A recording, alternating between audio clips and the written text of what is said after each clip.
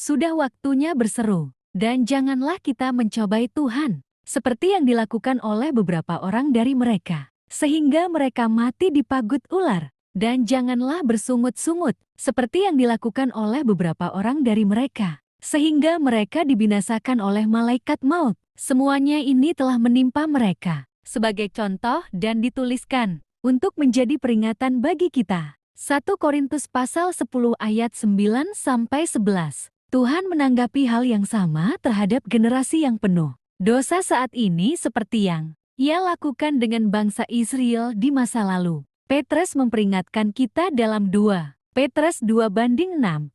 Jikalau Allah membinasakan kota Sadem dan Gomora dengan api, dan dengan demikian memusnahkannya dan menjadikannya suatu peringatan untuk mereka yang hidup fasik sebagai suatu bangsa, kita dapat kembali melakukan perbuatan-perbuatan tercela untuk waktu yang lama hingga kita melewati batas tertentu dan Tuhan mengakhirinya. Hal ini seharusnya membuat kita berteriak dan berseru-seru kepada Tuhan ketika kita melihat dosa apa yang diperbolehkan di bangsa kita sekarang. Seperti halnya Yesaya, kita dapat meratap dan berduka ketika kita mendengar dan melihat semua hal yang mengerikan di sekitar kita. Buanglah mukamu terhadap aku, biarkanlah aku menangis dalam kepahitan. Janganlah mendesak aku, supaya aku terhibur mengenai kebinasaan. Putri bangsaku Yesaya 22:4. Ada beberapa pemimpin rohani yang melihat bahwa penghakiman itu akan datang dan karena itu, mereka meratapi atas penderitaan dan memperingatkan orang-orang.